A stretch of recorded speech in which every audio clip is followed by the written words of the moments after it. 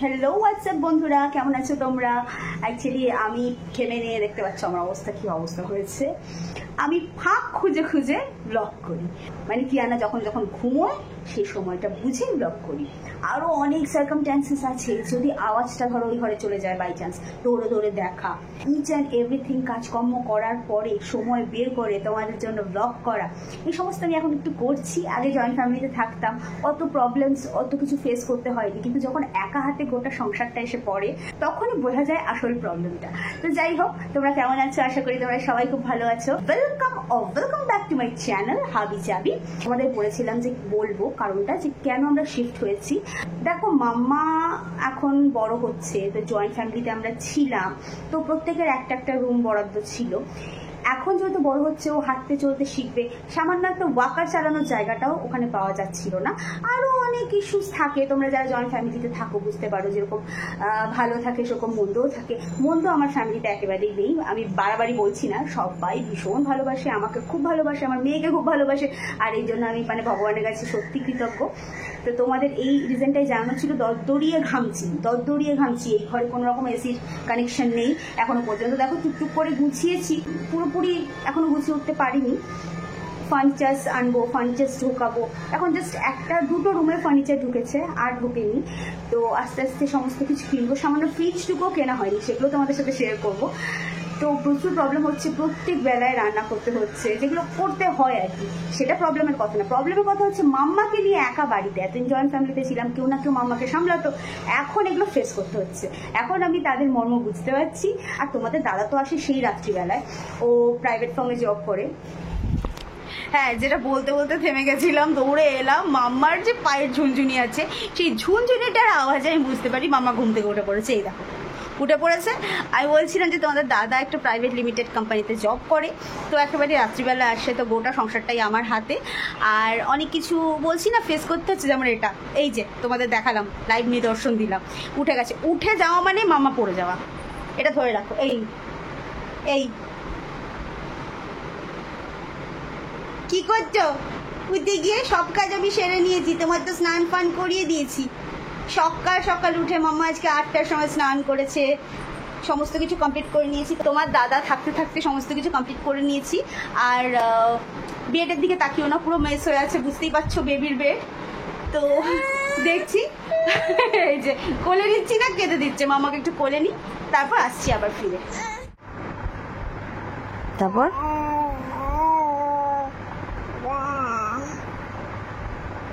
গান করছো মা? গান করছো?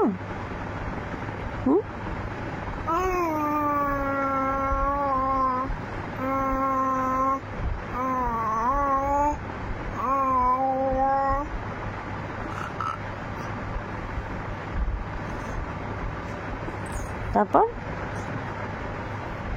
কি?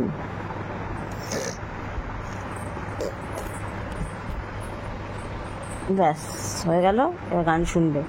এবার হেডফোন নিচ্ছে, গান করা হয়ে গেল, এবার গান শুনবে।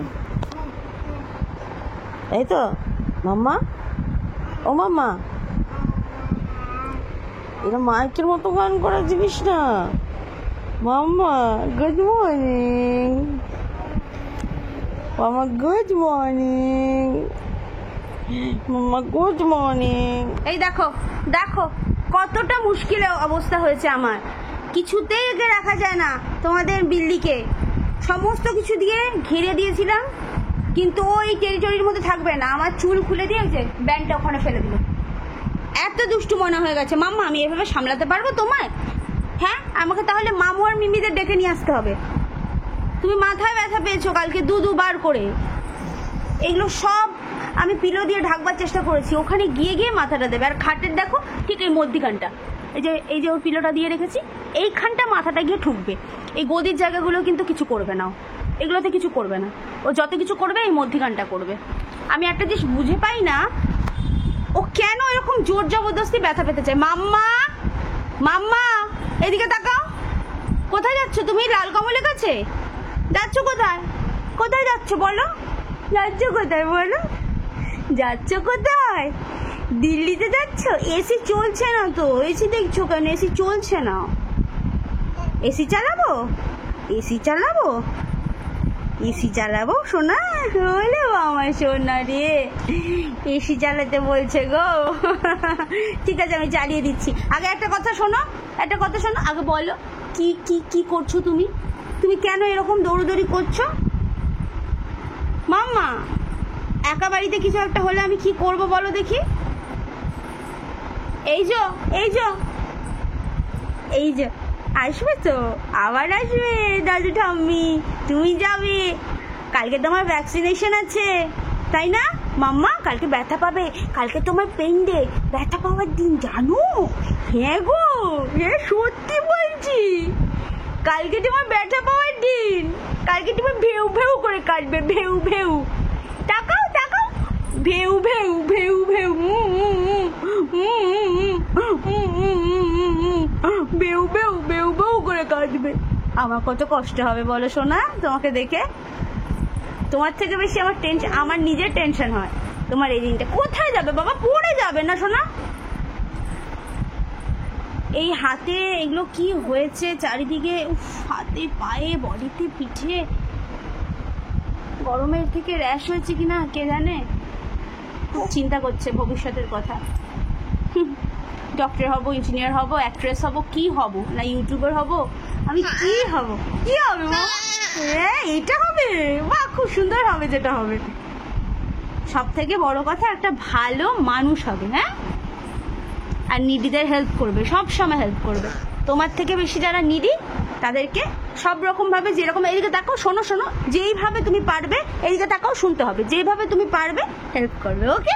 হ্যাঁ, যেইভাবে তোমার দ্বারা সম্ভব হবে সেইভাবে হেল্প করবে, একটা ভালো মনের মানুষ হবে।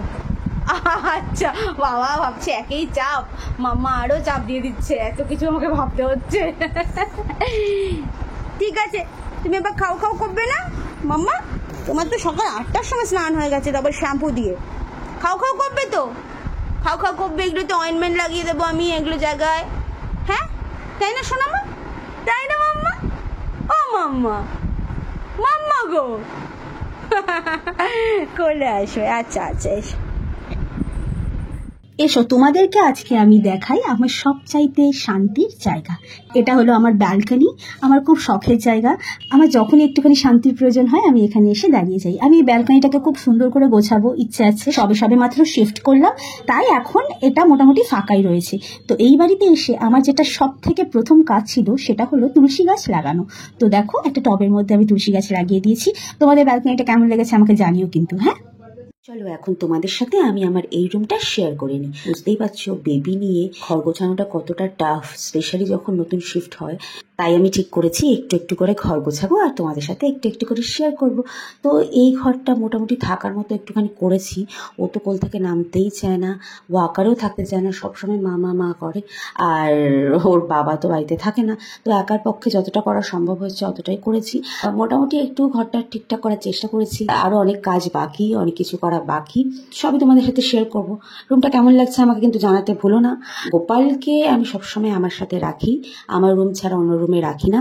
গোপাল নাকি ভয় পায়, আর আমার মেয়ে যদি আমার রুমে থাকে আমার ছেলে কেন থাকবে না? আমার ছেলেকেও আমার রুমে রেখেছি। যতক্ষণ না আমি সিংহাসন কিনি, সিংহাসনটা আমার এখনো কেনা হয়নি, এতদিন পর একটু সেপারেট হয়েছি, তো সমস্ত কিছু একটা নতুন সংসারে কি কি লাগে তোমরা জানোই। তো মোটামুটি একটু একটু করে কিনছি, আর এই র্যাকের ওপর গোপালকে বসিয়েছি, কারণ আমার কাছে কিছু করার নেই, রুমে আর কিছু জায়গা খালি নেই। সো গোপাল আমার সাথে থাকা দিয়ে কথা, তাই আমি এখানে রেখেছি। আমি জানি না তোমরা আমাকে জাজ করবে কিনা, তবে এইটুকু বেবিকে নিয়ে আজকে আমি শুধুমাত্র এইটুকুই করতে পেরেছি। নিজের জন্য কিছু করতে ইচ্ছা করে না। আজকে তোমাদের দাদার অফিসে মিটিং ছিল, ওখানেই খাওয়া দাওয়ার বন্দোবস্ত ছিল অফিস থেকে।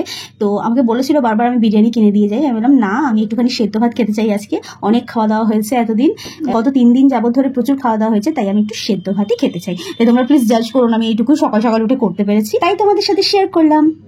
কাকে ডাকছো মা? কাকে কাকে ডাকছো? দাদা, দাদাকে, দাদাকে ডাকছো?